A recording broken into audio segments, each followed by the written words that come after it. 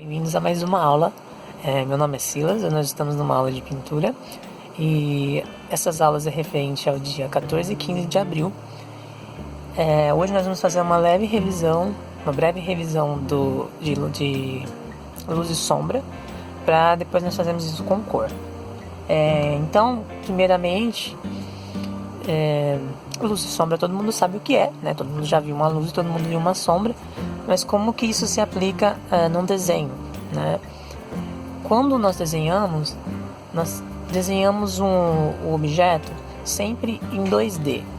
Então, o que isso quer dizer? Que a gente vê só duas dimensões desse objeto. Por exemplo, quando a gente está olhando para esse quadrado, a gente está vendo apenas essas duas dimensões desse quadrado.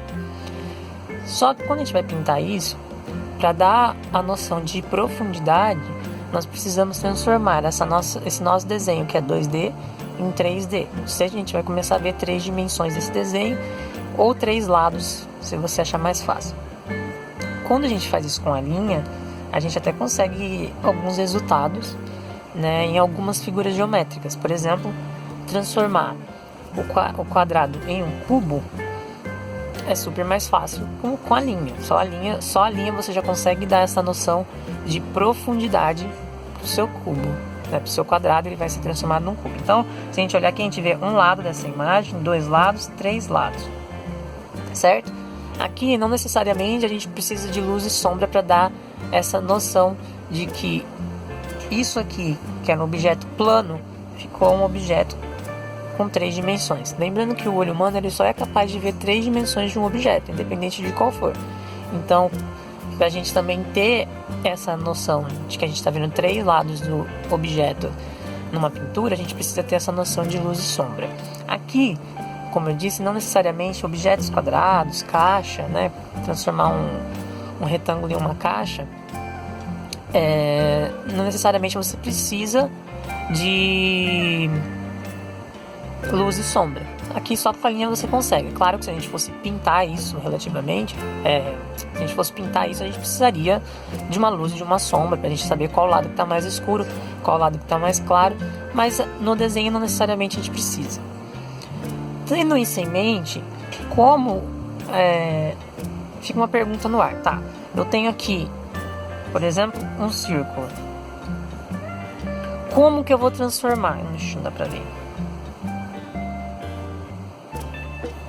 Pra reforçar um círculo, sempre deixa ele torto. Como que eu vou transformar esse círculo em uma esfera ou uma bola? Se eu parar pra pensar, apenas com as linhas isso não é possível.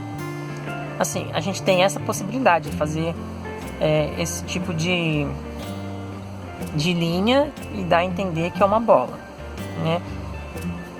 Só que se a gente for parar pra pensar, esse efeito aqui, mesmo se eu fizesse assim na lateral, né, fizesse um círculo assim e desse esse efeito assim de... quase não dá pra ver.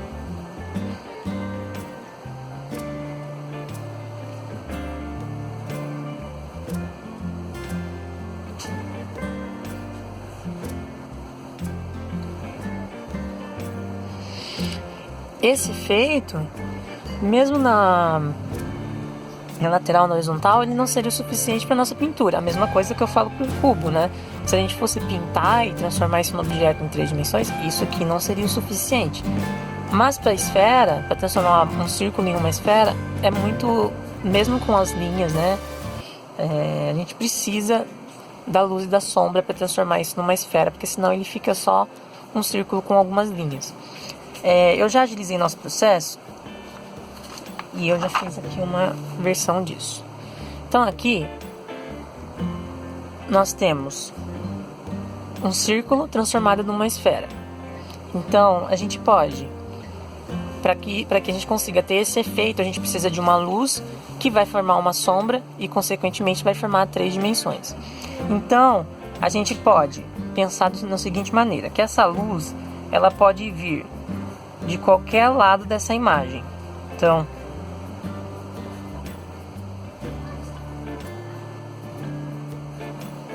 tá? Essas setinhas não significa que você vai escolher todas elas. Você vai escolher apenas uma delas nesse primeiro momento. Lembrando que algumas imagens podem ter mais de um foco de luz, e isso também é bem legal de se treinar, tá? Essa imagem eu escolhi o foco de luz daqui de cima, que formou uma luz aqui, e o lado oposto ela fez a sombra. Então, esse pedaço aqui da imagem, essa sombra, ela tá com maior intensidade porque ela tá mais longe da luz. Então, conforme vai saindo da luz e vai passando para a sombra, você vai ter esse tom de luz, o tom intermediário da luz, o tom intermediário da sombra e a sombra propriamente dita.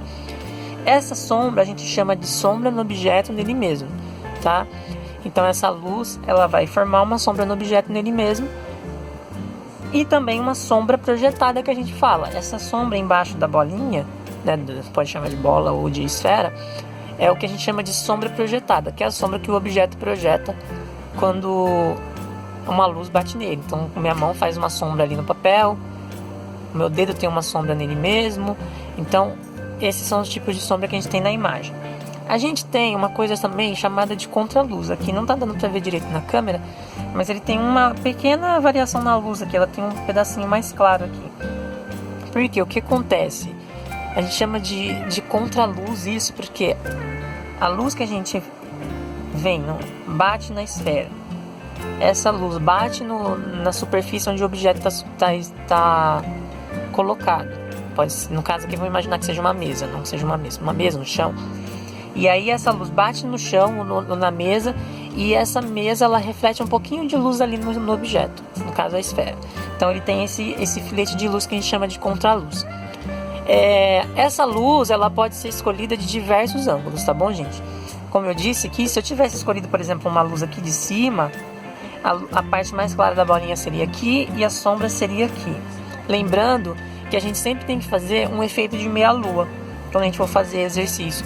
Porque se a gente fazer reto, dá a entender que é um morro, que é uma pétala, um objeto côncavo. Não vai dar a entender que é uma bolinha mesmo, um círculo, mas sim um círculo não, uma esfera, mas sim um objeto côncavo. Então, quando a gente quiser fazer um efeito de uma coisa côncava, a gente faz o traçado mais reto, tá? Não, a gente não faz esse efeito de meia-lua. Por que a gente precisa fazer o efeito de meia-lua? Porque é um círculo. Então, o círculo ele tem essa forma esférica e a gente precisa transformar isso numa esfera. E essa forma, ela é sempre assim, meia-lua, tá bom? Então, se a luz tivesse vindo daqui, a gente teria uma sombra meia-lua aqui, uma luz meia-lua aqui em cima e o tom intermediário no meio. E assim sucessivamente, de qualquer ângulo que eu escolhesse, tá? E a sombra embaixo que ela projetava também mudaria conforme a luz. Se eu tivesse escolhido uma luz de cá, aqui estaria claro, aqui teria aqui nesse lado aqui estaria claro, aqui estaria escuro e aqui seria a sombra projetada, que eu digo. Então, a gente sempre pode escolher qualquer ângulo de luz, lembrando que a luz mais escolhidas são sempre essas luzes de cima e lateral, porque são as que fazem, essas duas aqui, né? Porque são as que fazem as sombras mais bonitas, né? No trabalho, dá esse efeito mais legal. Então, você sempre pode pensar na sua luz quando você estiver compondo o seu trabalho. Porque geralmente quando a gente copia um modelo, ali já tem uma luz e sombra resolvida. E quando a gente está criando o nosso trabalho, a gente pode escolher uma luz. Você pode até olhar nessa questão da luz mais escolhida em fotos de revista, principalmente de moda, você vai ver que tem sempre uma luz vindo assim de lateral e uma vindo de trás, né? Então a gente também pode pensar nessa questão de luz e sombra, do que a gente quer, qual o efeito que a gente quer passar no trabalho. Geralmente uma luz, por exemplo, de baixo para cima, ela dá um efeito mais fantasmagórico, principalmente em fisionomia, né? No corpo humano, ele dá um efeito meio fantasmagórico para a pessoa. Então também pensar que você também pode usar essa luz se esse for a intenção do seu trabalho, tá? Dando essa revisão bem rápida, a gente vai agora para o exercício propriamente dito, que é luz e sombra com cor. Então o que a gente vai fazer? A gente vai fazer esse círculo, vai transformar ele numa esfera, só que com a cor. Então a gente vai escolher duas cores primárias, tá? E vai criar esse círculo com luz e sombra. Você em casa vai escolher qualquer cor que você quiser, tá bom? Uma coisa que é importante é você olhar no exercício anterior, da aula anterior, que você vai ver que lá tem o degradê, e aí você vai ver a importância do aprendizado desse degradê para esse exercício, porque aqui você vai tentar chegar na maior quantidade de tons que você conseguir até chegar na luz, tá bom? Então nós vamos para a nossa próxima etapa. Então nós temos aqui na nossa próxima etapa, aqui já tem desenhado um círculo, não dá pra ver aí, mas eu já vou preencher ele com tinta, então vocês já vão ver ele. Eu vou preencher, o meu vai ser as cores amarelas, vai ser as cores primárias amarela e vermelho. E eu vou, nesse caso, começar com a cor mais clara, mas geralmente quando a gente pinta uma figura mesmo, a gente já preenche com a cor dessa figura, a cor base dessa figura. Por exemplo, estão pintando uma maçã, preenche ela de vermelho. Porque aí depois ela vai estar seco, você pode, como a tinta óleo ela cobre depois, então dá pra você trabalhar essas camadas, né, de tinta. Então eu vou começar com o amarelo, preenchendo aqui o meu círculo com amarelo. Lembrando que eu tô pintando em papel canson, e o material que eu tô usando são sempre os mesmos, as tintas primárias, né, azul, amarelo e vermelho, azul cobalto, vermelho chinês, amarelo de cádmio, e tô usando pincel de diversos tamanhos chatos. Nesse caso aqui ele é o número 6, eu vou usar o 6 e o 8 e o 10, mentira, o 6 e 10. Solvente, pano. E é isso, né? Acho que é. Solvente, pano. Então aqui eu tô só preenchendo, tá, gente? Lembrando que a gente não vai usar o branco nesse primeiro momento. Tá bom? O branco a gente vai escolher, não vou fazer talvez um outro aqui. E vou mostrar pra vocês com o branco. Nesse momento a gente vai trabalhar só com duas cores. Tá? O branco a gente vai deixar pro próximo exercício. Que a gente vai escolher 3 cores. É aplicar a sombra, tá bom? A sombra no meu caso vai ser vermelha. Então aqui esse exercício também ele é bem interessante para que vocês também consigam dosar a quantidade de tinta que vocês vão precisar colocar para que isso fique vermelho, porque como aqui embaixo está amarelo, a gente vai precisar colocar uma camada grossa de vermelho para que ele fique vermelho propriamente dito e não amarelo, e não laranja. Então nós vamos para a próxima etapa agora, sombra.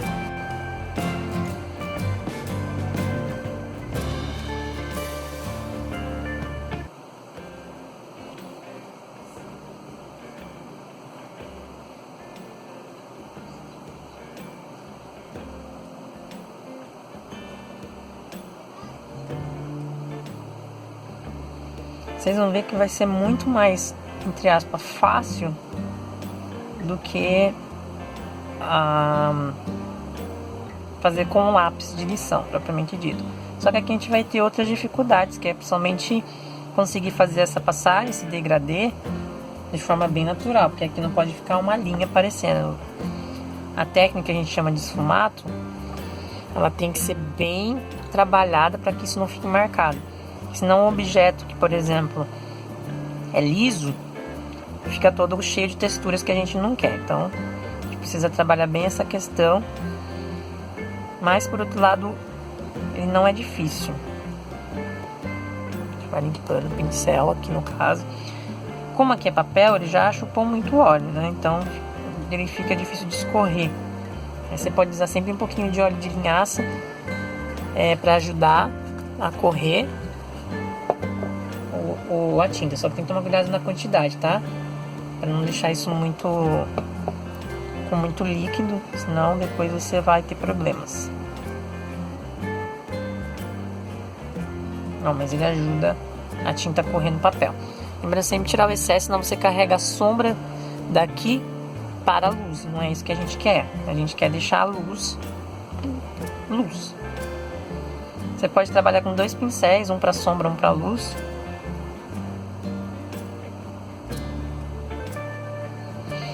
Lembrando, gente, quanto maior a quantidade de óleo você coloca, mais demora para secar, tá? E sempre vai com pouco óleo, somente aqui no papel, senão o papel ele absorve muito e fica uma marca de óleo em volta. Não é isso que a gente quer. Vocês estão vendo que eu não coloquei mais vermelho? Agora eu estou carregando o vermelho da sombra para a luz. E também vai ser bom vocês treinarem a pincelada, tá?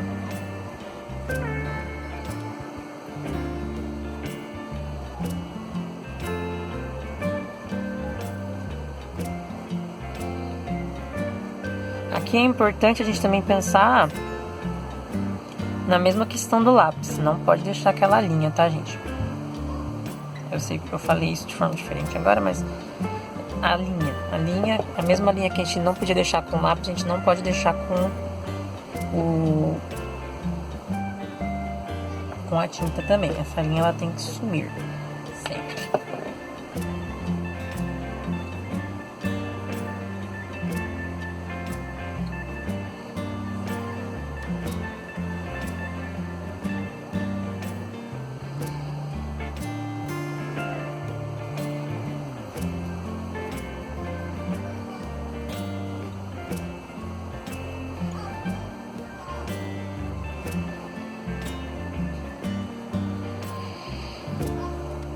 Assim como o vermelho é a sombra, o amarelo é a luz. Então a parte mais clara, quando você está batendo mais luz, tem que ser amarela.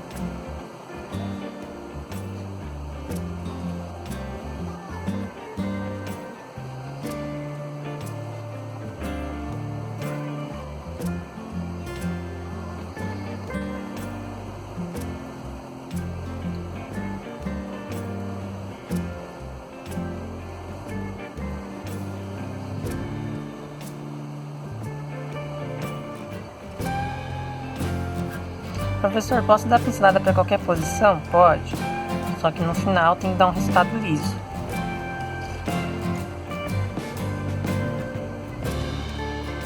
Lembrando que quanto mais macio o pincel, menos marca ele deixa, né?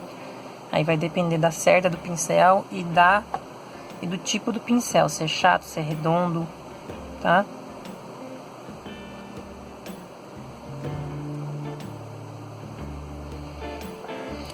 Eu já deixei aqui uma contraluz que ela vai ser mais visível depois que a gente fazer a sombra embaixo.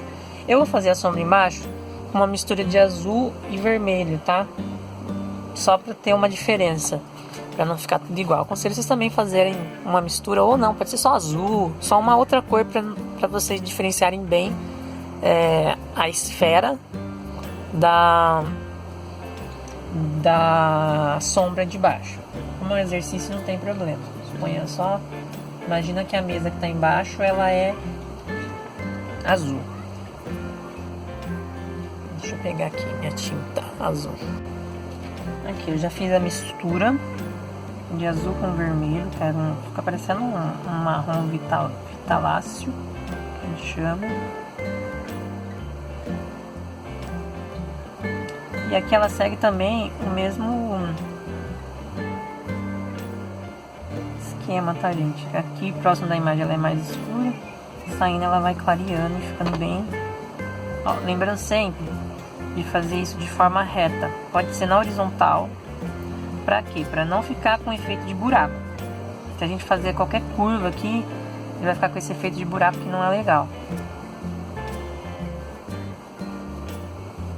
Aí você pode fazer o que? Limpar o pincel e vir só esfumaçando daqui pra cá, ó, porque aqui ele já vai ficando mais, teoricamente, mais claro, que ele vai saindo da zona de sombra máxima, que a gente chama. Dando essa esfumaçadinha que ele vai dando esse efeito de sombra. Aqui eu vou jogar um pouquinho mais, para ficar mais escuro ainda. Onde está bem embaixo dela.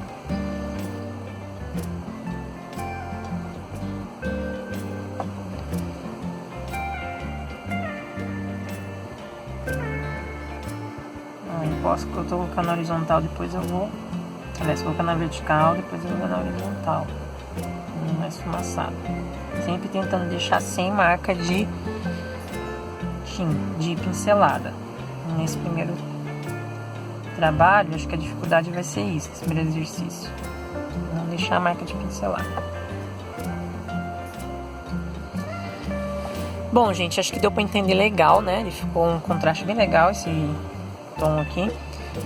Agora eu vou fazer o próximo exercício, que é com o branco também. Eu acho que essa contraluz ficou bem intensa, tá, gente? Eu vou dar uma diminuída nela.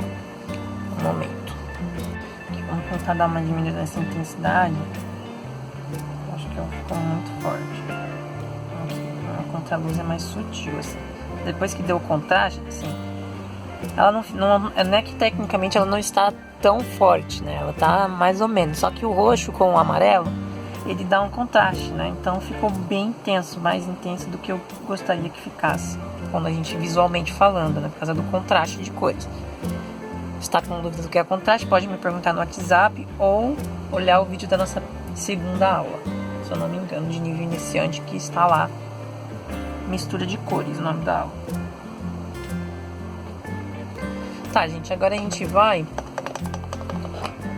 trabalhar com vermelho e azul nesse outro círculo aqui e branco. Dessa vez a gente vai usar o branco, tá bom?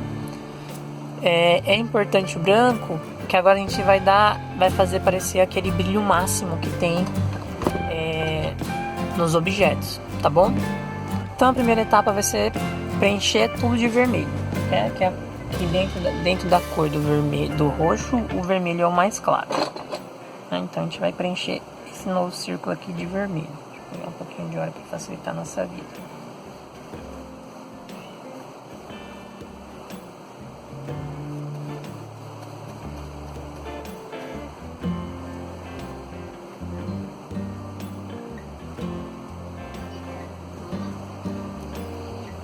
Gente, papel canson, pra quem não sabe, é um papel próprio de desenho, tá bom? É um papel um pouquinho mais grosso do que folha sulfite. A gente tem vários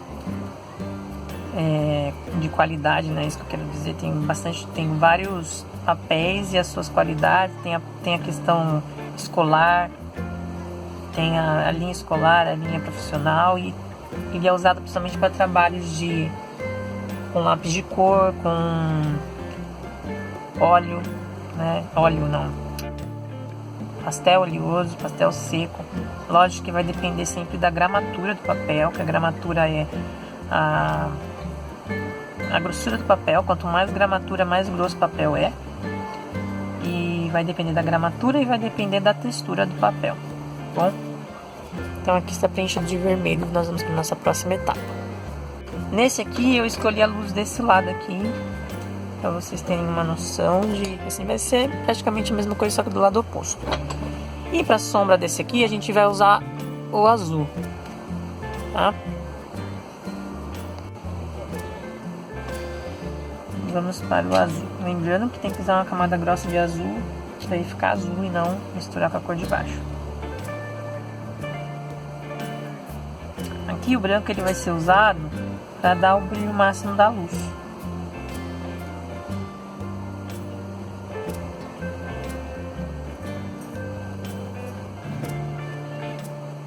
Tem que jogar uma camada grossa porque a tinta está misturando já.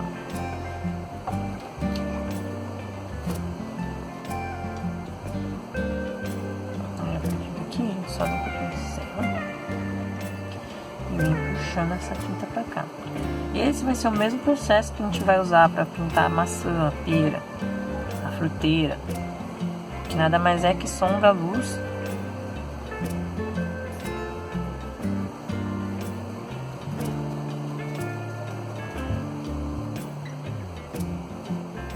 Tá vendo? O segredo é não encharcar de tinta de sombra, porque senão você fica sem vermelho, no caso aqui sem o vermelho. É importante só usar o necessário. Você põe só a sombra ali, marca, e depois você vem só puxando essa sombra. E aí você consegue metade daqueles tons que você já tinha feito no nosso exercício de degradê. Que lá ele vai te ajudar a chegar na maior quantidade de tons. E aqui, quanto mais tons você conseguir dar luz para a sombra, mais realista vai ficar.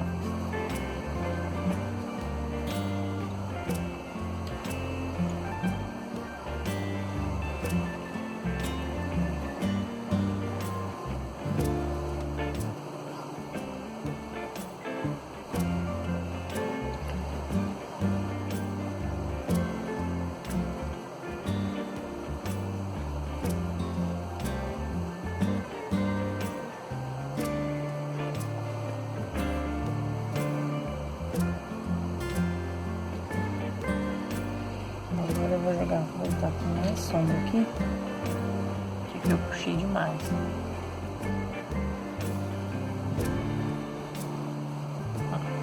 Realmente vai fazer o mesmo processo.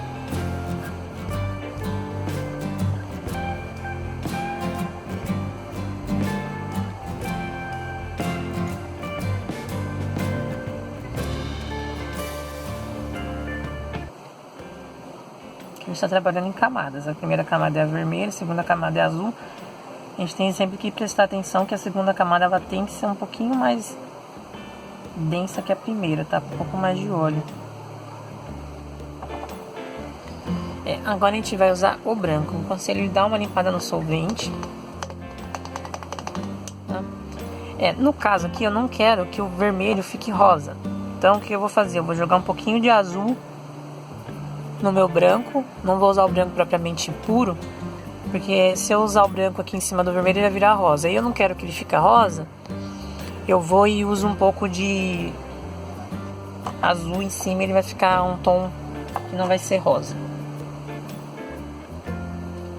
Tem que ser muito pouco, porque o azul, o branco tem que continuar sendo um branco azulado, bem de leve assim, azulado. Ser bem pouquinho mesmo.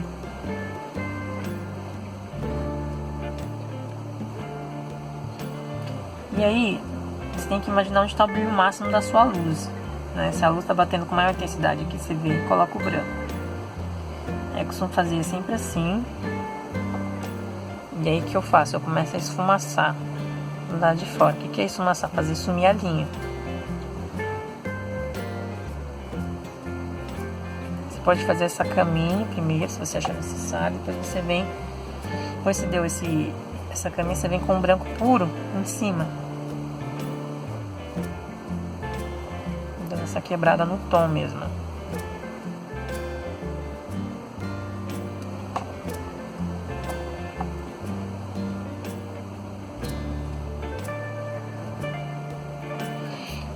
Aqui maior intensidade de tinta para ficar mais visível. Deixa eu ver, na câmera não tá pegando legal não.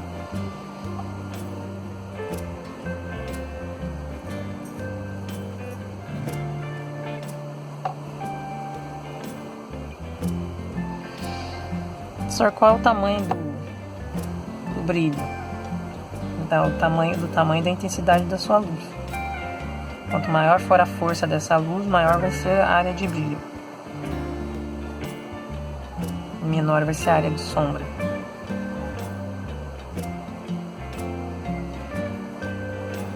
Aqui eu acho que fica uma divisão. Tomar cuidado para não carregar para a luz a sombra, tá? Que escurecer é mais fácil do que clarear.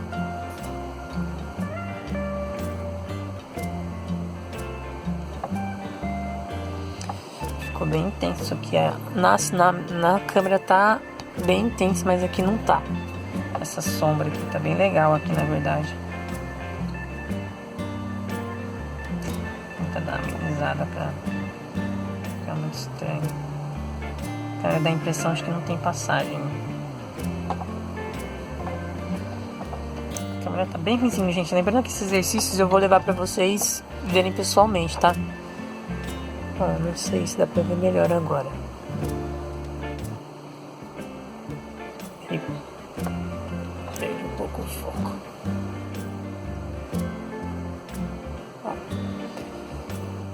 Vocês vão entender melhor quando eu levar pessoalmente, vocês vão ver. Então agora a gente vai fazer a sombra embaixo para finalizar o exercício. O branco, na verdade, a gente só deu uma leve... um brilho máximo e uma leve esfumaçada em torno do brilho.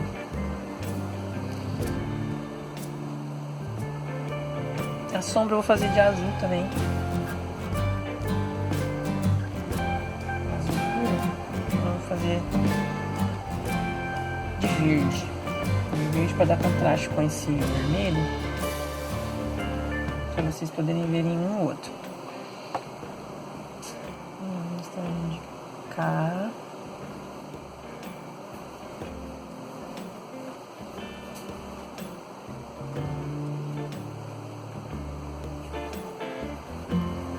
Sempre depois no final na horizontal, tá, gente? Pra ficar bem reto, senão dá a impressão também no buraco. Aquela esfumaçada de leve.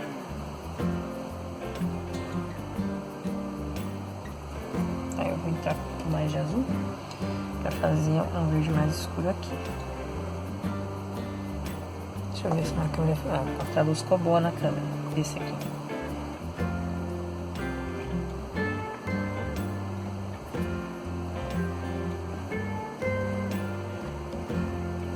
vai saindo da luz, ele vai clareando. Gente, então, um breve resuminho. Como a luz afeta no objeto, como a gente consegue de um objeto 2D tirar um 3D. Então a gente consegue ter essa dimensão plana que é 2D e a gente vai transformar isso num objeto 3D, que a gente vai conseguir ver os três lados e a gente vai deixar de ser uma coisa plana, chapada, que a gente fala. Estou usando um pouquinho dos termos técnicos para vocês entenderem. Então aqui eu tenho, aqui eu não tenho nada, vocês não estão vendo. Deixa eu forçar mais. Aqui eu tenho uma forma geométrica, é um círculo. Aqui eu tenho uma forma com 3 dimensões, uma esfera, tá? Então a gente precisa, na pintura, transformar os objetos em 2D para 3D, que é isso que vai trazer a realidade para o trabalho. Eu não vou me estender muito, porque isso aqui na verdade eu já expliquei na sala de aula, essa questão mais teórica. O legal daqui mesmo é mais o exercício.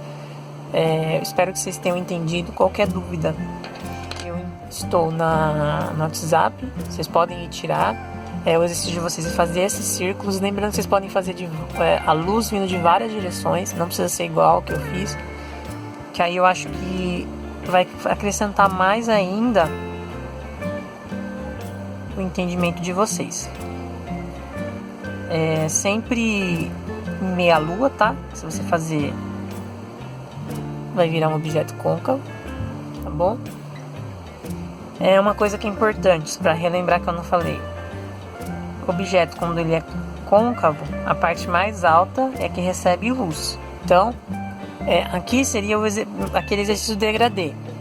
Aqui seria o meio do seu degradê, né, levando para outra aula, do amarelo para o azul, por exemplo, que a gente fez.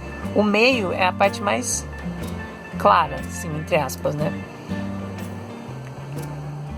Seria o meio, o começo, desculpa, gente, o começo. Aqui seria o amarelo, aqui seria os tons de amarelo para o verde, aqui seria os tons do amarelo para o verde, aqui seria o azul.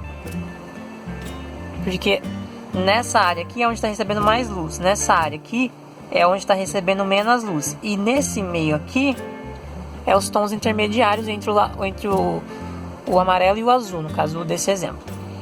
E aqui na parte aqui de baixo, deixa eu ver se apareceu, tá? O inverso também. Então aqui, essa parte aqui, quando é buraco, seria a parte mais escura, uma das partes mais escuras. Lógico que vai depender muito de onde está vindo a luz, tá, gente? Aqui também, se a luz estivesse vindo de cima. Se aqui a luz estivesse vindo de cima, que provavelmente aqui estaria mais claro, tá? Mas imaginamos que a luz venha daqui. Então essa área aqui ela vai estar com bastante sombra. Aqui ela já estaria saindo da luz, saindo da sombra e indo para a luz. Aqui seria a parte mais clara do objeto. Então aqui seria, pegando uma outra cor de exemplo, seria o azul. Aqui seria os tons de roxo, saindo do roxo, aqui seria indo para o vermelho, tá? Essa curva aqui seria indo para o vermelho, porque aqui é onde estaria batendo mais luz se a luz estivesse vindo daqui, tá? Então, outra coisa, tudo que é buraco é escuro. Então tem um buraco, para dar essa impressão de profundidade você precisa escurecer. Para dar a impressão de que isso tá para fora, né? Você precisa clarear. Então as sombras geralmente elas são para dá a entender que está mais profundo, e as luzes dá a entender que elas estão mais para frente, tá bom? Acho que é isso. Espero que vocês tenham gostado da aula. Mais uma vez, qualquer dúvida vocês perguntem, e até a próxima, gente.